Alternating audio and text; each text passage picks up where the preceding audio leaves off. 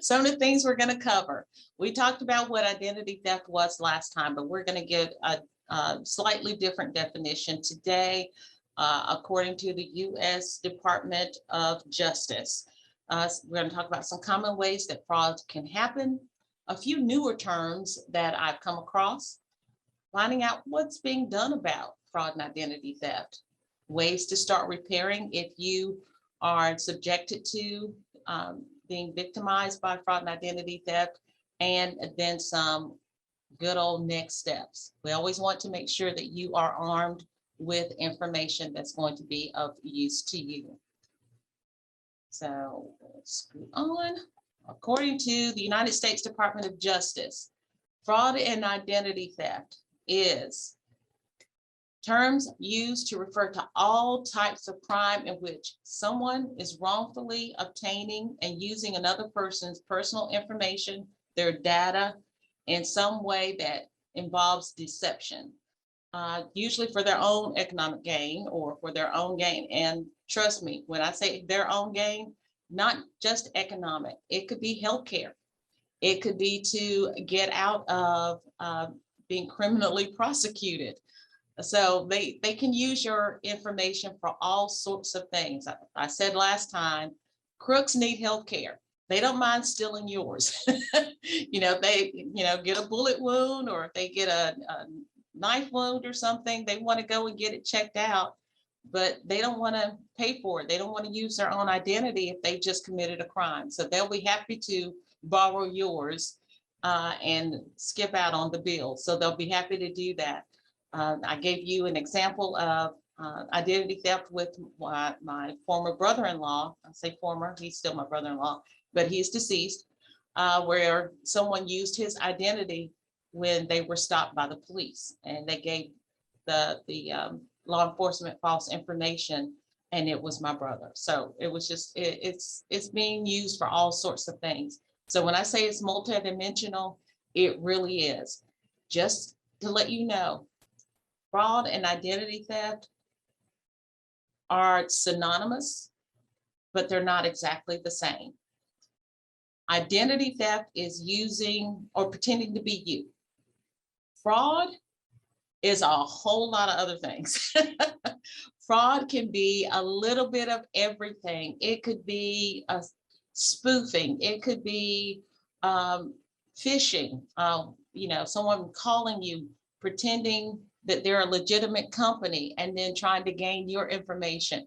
It could be, crooks stealing, discarded mail and, using it to gain a credit card or something like that. So even though they're synonymous, they're not exactly the same. So just know identity theft is when someone's pretending to be you, but fraud has a whole new meaning, and it can be a little bit of anything. So just know that it can definitely go deeper. So what's been done about it? Yes, there are statutes in place regarding fraud and identity theft from the Department of Justice. You have all sorts of statutes. I'm not going to go into the 4 or 5 pages of it.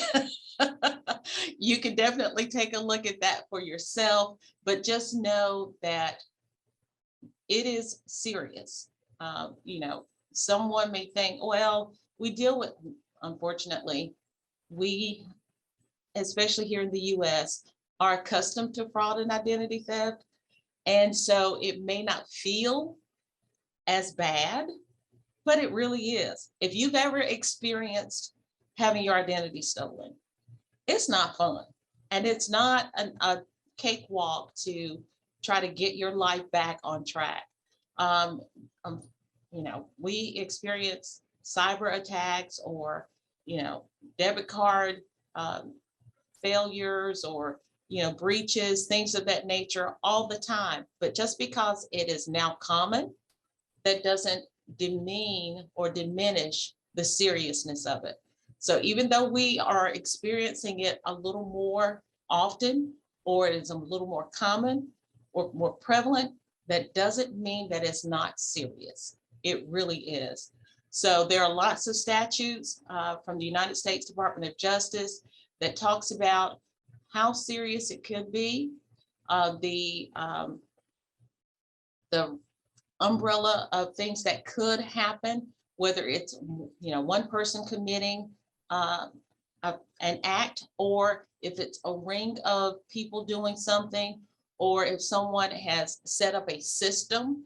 So there's lots of smaller things that could happen under that umbrella, and the prison terms or the imprisonment terms and or fines that can happen because of it.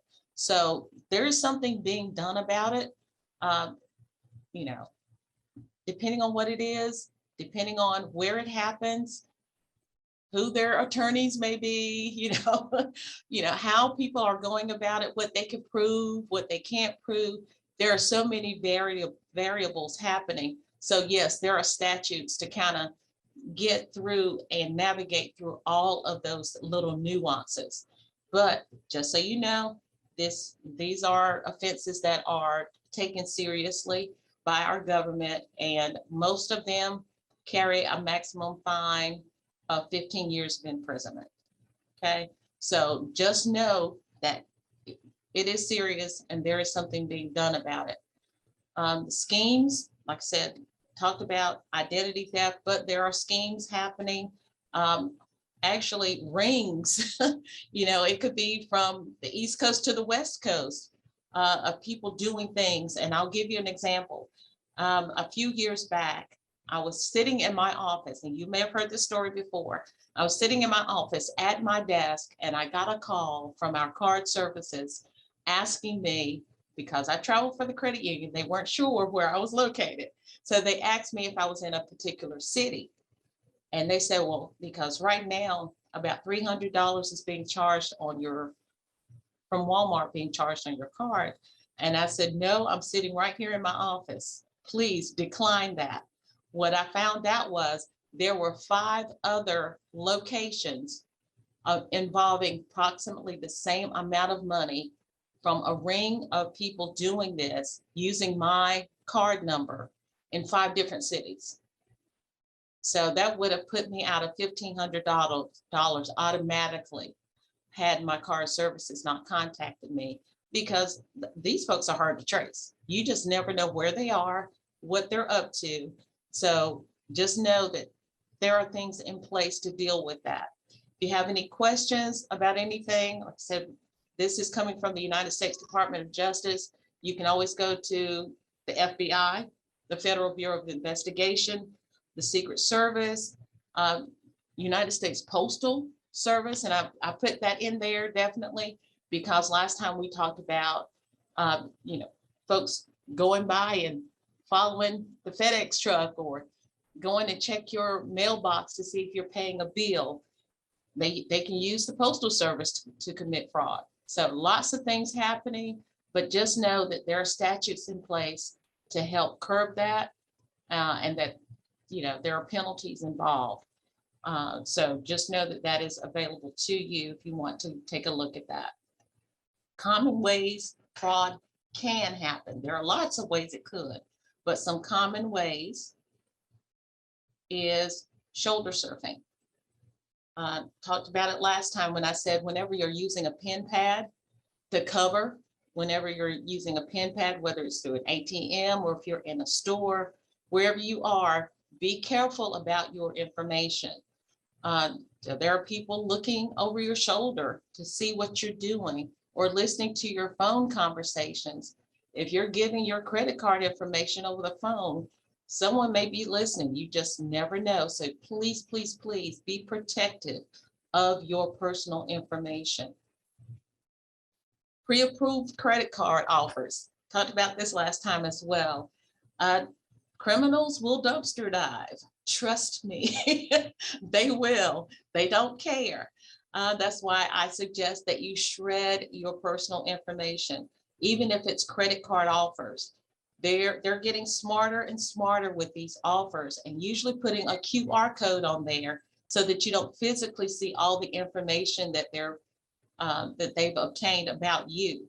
I've seen, not just birth dates, but I've seen the last 4 digits of socials on some. They have your full address, your full name. They have all kinds of stuff that criminals can use to steal your identity. So please, please, please, if you're going to discard what we may consider junk mail or mail that you no longer want, or past bill that you've received, and you paid that bill 5 months ago and you're still holding on to that envelope. If you need to shred it, shred it. Don't just throw it in the trash. You never know what they are looking for as far as the criminals. So why give them anything? So just shred it all. Having mail delivered, especially if you move, make sure that your mail is being transferred, or if you have mail delivered and you no longer live at that residence, make sure it's not getting in the hands of someone else. If you need to go by that mailbox a couple of times before you actually have everything transferred over to your new place of residence, please do that. But just make sure that you're doing all that you can to protect yourself. And responding to good old spam. We all get the crazy emails, right? Hopefully your IT department at your workplace, or if you have some sort of protection on your home computers or tablets, will help filter some of that out in your spam or your junk email boxes. But we all get the crazy stuff. We all get the offers that tell us that they can do something new and better, and we can gain some money or do something that we're not expecting. If I want to go to that particular business's website, I will be the initiator. I will go. I don't want a mysterious email coming to me because I don't know if there's mimicking a website or not. I don't want to put my information out there because they're usually asking you to input some info. So just realize that, spam email is out there. Be careful what you click on. If there are links or, they want you to click here or do this. If you really want that business, go to that business's website personally yourself. I wouldn't go while it's in an unsolicited email. So be careful with your information. And a few new terms. I love stuff. I love info. I figured the more I know, the more I can share. And 2 of the newer terms, you may be familiar with them, but it was newer to me, is piggybacking. And that's adding a fake identity as an authorized user. They look for those legitimate credit cards that you already have, and they add themselves as an authorized user. You might think, how do they do that? I can't explain how crooks do what they do. I just know that they do it. And even if I did know all the details, I would not share that, okay? But just know that they are looking to do some harm. So that is one way that they do that, is through big piggybacking. And the other one is the Frankenstein identity, where they will start small. They kind of do things low under the radar to start building credit or building trust with a particular financial institution or credit card company or whatever, so that everything looks legitimate until they are ready to lower the boot. So they usually will make sure that bills are paid, things look good, so that that credit score will increase. And as soon as they get it to whatever their magic number is, then they go for the great big loan or the bigger loan that they know they're not going to pay for. So they get your trust, build it over time, even if it's not really them, they could be pretending to be you, building that trust over time with that particular company, financial institution, whomever. And once they get it to a point where they feel like, okay, they're trusting me now, they think that I'm a really good customer, then they go for the really big whatever, because they know that this is going to be my last item with them, and I'm not going to pay for this. I'm going to be ghost. I'm out. So 2 newer terms. If you've never heard of those, I'd like to share info. If you've heard of these, share it with your friends because this stuff is out there. Talked a little bit about punishment. I'll go into a little more detail. As I mentioned, most imprisonment terms are up to 15 years. But of course, depending on what it is that has taken place, what offense, where it is happening, how it happened, it could be 12 to 18 months, 2 to 7 years. It just could be all over the place. But unfortunately, a lot of the fraud and identity theft that takes place, the perpetrators are not even caught. I'm going to be real.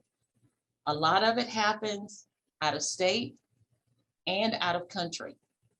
You have quite a bit that, people are mimicking phone numbers, pretending to be, from this area code, and they're in Cairo, or they're in Jamaica, or they're somewhere else, but they purchase that phone number to look like they are right here in your backyard, in your neighborhood. A lot of times, law enforcement, they're not going to go to Cairo. They're not going to Egypt to go hunt down this person. They're, you can take on the expense and try to follow that trail of where the criminals are. But a lot of times, a lot of things are done in the dark web, or, they have a ring. And so by the time you actually think you caught up with someone, they've moved. So unfortunately, a lot of those folks are not caught. So just know that if they are caught, yay, wonderful, for them to be at least responsible, or, take on some punishment. But unfortunately, that is not always the case. A lot of folks are hard to trace. A lot of scams are hard to trace. A lot of pyramid schemes are hard to trace. So just know that if you're a victim or have been victimized of fraud and identity theft, it may be a hard road to get the perpetrators. It's hard enough if you have someone who, robs a store to try to hunt them down. Can you imagine trying to hunt down a cyber criminal? It can be tough. It can be tough, but it is not impossible. But just know that it is not always an easy thing. I'm going to stop here. Do we have any questions or any comments in the chat so far, Alicia? So far, we do not. Okay. All right. Didn't want to get this, like I told you all last time. You can go down a rabbit hole when you talk about fraud and identity theft. There's so much that is out there, and still so much more happening right now as we're in conversation together. We just never know until it appears. We never really know what's happening out there, and still some of it we still don't know. We learn as we go, and so as we learn more, we share more. So I just want you to know that. If you do have any questions, feel free to contact the credit union if you need us for anything. But we're going to talk about a little bit about where do we go from here. If you have experienced fraud and identity theft, if you've been victimized by it, or if you're just wanting to make sure that nothing is going on, we're going to go next to where do we go from here? What's on the mend? How to assist you in repairing your identity theft. First, file a claim. If you have theft insurance on something, make sure that you take care of that. Call your insurance company, whomever. Last time I told you to make a copy of everything in your wallet, front and back. This is why, because if something happens, you're going to be already in a little fog because you were just victimized. So are you going to remember every credit card? Are you going to remember the credit card numbers? Are you going to remember all the other information? Probably not. So if you have a copy that you can get your hands on, that will help you speed up your process in making you whole again. So feel free to file a claim with your identity theft insurance. Notify the companies of where your identity was stolen. File a report with the Federal Trade Commission. There was an article on the news a few days back where someone called this person's mother, called this person pretending to be her mother in distress. Thank goodness she had family, because she was like, oh no, something's going on with mom. She called other family members, found out mom was fine. While she was on the phone with this perpetrator, her brother or her husband or somebody called and said, no, mom's right here. So they don't care what method they use. So if there's something going on where it's, they're threatening your livelihood or your life, saying that they're going to do harm or whatever, definitely get the authorities involved. Don't be afraid. Don't think that, oh my gosh, well, I can't prove it. You may be stopping the next person from having to deal with that. If you can go ahead and report it, please go ahead and report it. File a report. Contact your local police department. And I mentioned before about your credit reports. Place a fraud alert on your credit reports. Please, if something has happened with you, go ahead and take the initiative to protect yourself from any future harm. Go ahead and place that fraud alert, as well as placing a freeze on your credit. That way, no one can get anything else from you. If you can do it on the front end, we talked about that last time, and you're not about to do any lending, have any lending needs in the near future, go ahead and put a freeze on your credit. Go ahead. You can always take it off whenever you need to. And if you have access to credit monitoring service, feel free to take advantage of that as well. So some things that you can help yourself in getting things repaired. Where do you start? I mentioned this last time. Freeze all of your accounts at the credit bureau. You as a consumer have the right to have access, get your free credit report, but you also are able to freeze your credit. Go ahead. That way, like I mentioned before, nobody can have access to it. Not even Summit Credit Union. If you wanted to open an account with us, if you've got a freeze on your credit report, we can't even do anything. So you have full control. So you can put it on and you can take it off. So you have access to that. Closely monitor all of your accounts, especially your credit cards. And you have credit apps, where you can check your credit report daily. Feel free to do that.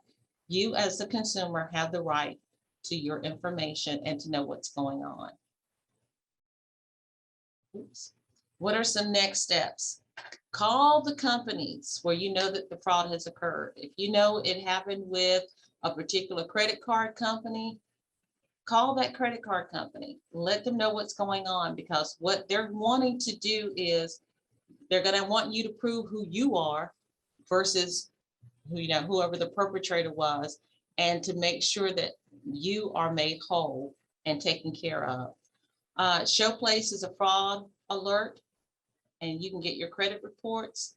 And also, like I said, with the Federal Trade Commission, identity theft. And you may choose to file a report with your local police department. I can't reiterate that enough. Sometimes people don't do this. They just let it happen and hope that it doesn't happen again. You have the right to put a stop to something. It is your credit, it is your identity, it is your livelihood. You have the power to put a stop to it.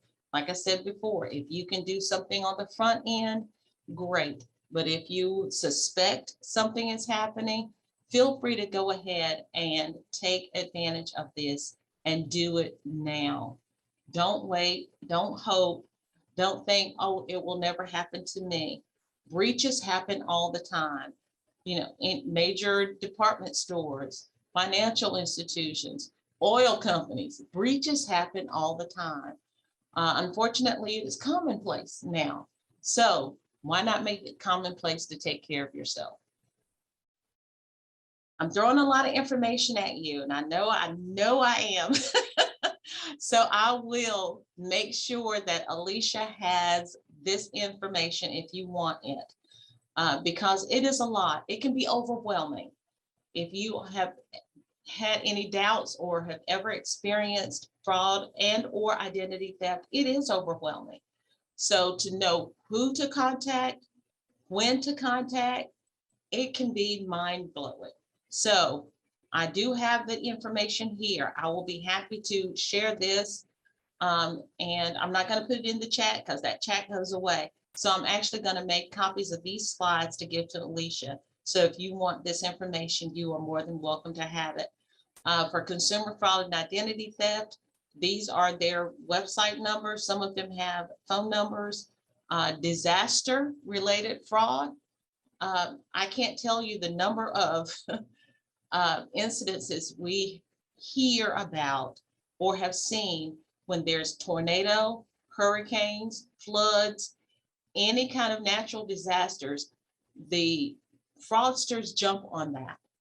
It's like a shark in water with a school of small fish. They are on it. And so at that time when you need it, here's the information.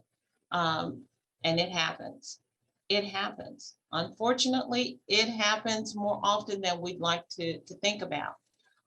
Any general fraud, other criminal matters, healthcare fraud. Like I said, they don't have a problem using your information to go get healthcare.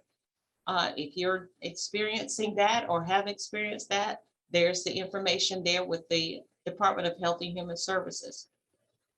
Also, internet fraud, lottery sweepstakes. Like I said, it's multi-dimensional.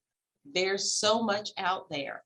Mail fraud, which of course, you know, lottery and sweepstakes is in there as well. And you can also get in contact with your local postal service. Securities fraud, 401ks, investments, things like that. People do stuff all the time, unfortunately. And state and local fraud. So this information is straight from the United States Department of Justice website. But like I said, I will be happy to share these slides with Alicia so that you can have this information for yourself. And of course, with the credit union, if we can assist you with your membership and help you get back on track, don't hesitate. Please let us know. That's what we're here for. We are a resource for you. So we do offer the theft recovery. It is free for our business partner employees, which you are. We love Rep. Lauren. So feel free to take advantage of that. Just know that, like I said before, this is a resource for you. Okay. I'm going to open up the floor. So if anyone has any questions or comments, and I will tell you the information regarding the punishment and the imprisonment terms, that source came from a Forbes article. I'd love to put my sources. I always like to help you. I like to think I'm smart, but I'm not that smart. So I always want to acknowledge where I get my my information from. So that is from that particular article. It's identity theft fraud. So if you ever want to look that up and read that whole article, feel free to do that. But Forbes is a great source for a lot of financial information. No, I was not paid for that advertisement.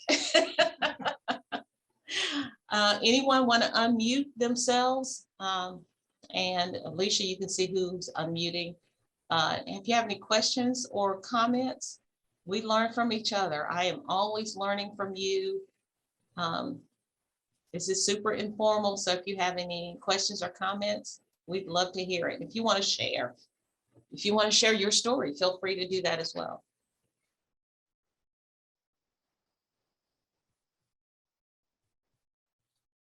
No takers? Doesn't look like there's any. I do have a question though. Okay. Going back to freezing your accounts, what Yes. exactly does that mean? What happens? Does that, like, if you freeze your account, does that affect your credit score? No, ma'am. How does that work? It does Okay. not affect your credit score. What it does, you can do that with all three of the credit bureaus. You can give them a call. They'll ask you information, of course, because they still want to make sure you're you. And then once you put that freeze on, it basically stops any other transactions coming through with your identity. So nobody can open up any checking accounts or credit card accounts or get an auto loan. You can't do anything. Like I said, even we, you give us information and say, open a savings account. We can't do anything, which is awesome. That means that if we can't do it, nobody can do it. Okay. So you can say, okay, I've got that freeze on there.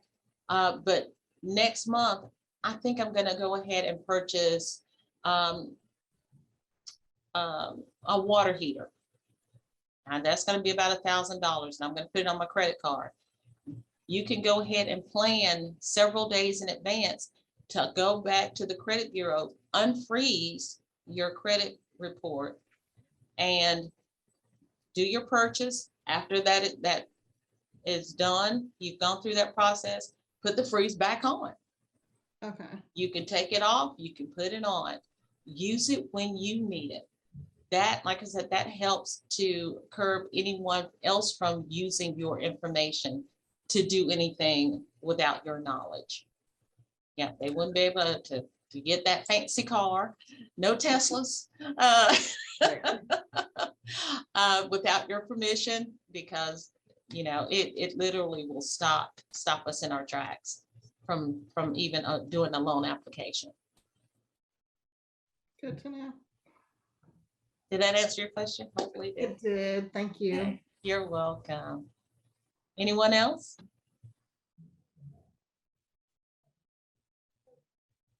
No? Oh my goodness. Well, it looks like we have a quiet bunch today. Now, wait a minute. Let's see. Will the freeze prevent you from using your existing credit cards? No, it will not prevent you from using your existing. It is for new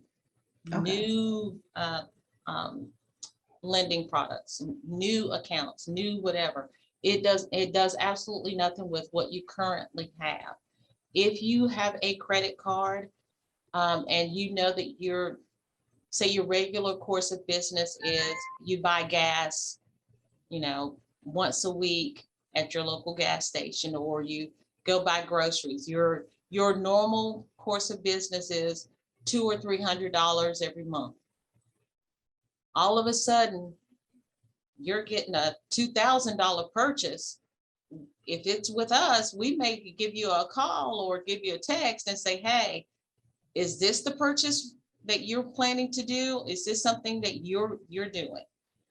If you respond no, we're not going to let that go through. We're going to stop that purchase from happening.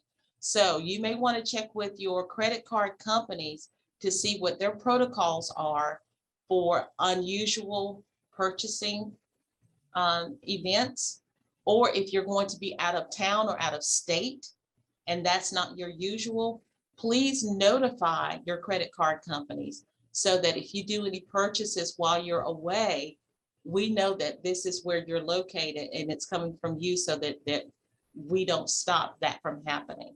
So you don't want to be out of state. We didn't know you had a planned trip to Ohio, and we see something coming in from Ohio and we're going, they're usually doing everything here in North Carolina. That may not be, a smart thing. We're going to check first. So if you know you're going to be traveling out of the country in a whole new state, and that is not your normal course of business, please notify your credit card company so that we know what's going on and what purchases to approve. Want to look out for you. That's good. I've definitely had that happen. But that's a good thing. Yeah, I was yeah. happy about it. I was like, okay, well, that's good. And then once I called them, they took the hold off of my account. But yeah, it's like, this is not normal. You don't usually get an Uber at this place at this time of morning. It's like, I just got off the plane. But Yeah, if you have any planned travel, please let your financial institution or credit card company know, whatever method of payment you would normally use, because that is going to be outside of your normal course of business. So that you don't have any issues, so that you're not stuck trying to get an Uber in a strange place, or trying to pay for a hotel in Vegas, and you've been here in North Carolina for the past 15 years, and all of a sudden there's something coming from Vegas. We would love to know, so that we can make sure that you're taken care of. Thank you all so much. thank you. We appreciate it. All right. All right. Bye. Bye, everybody.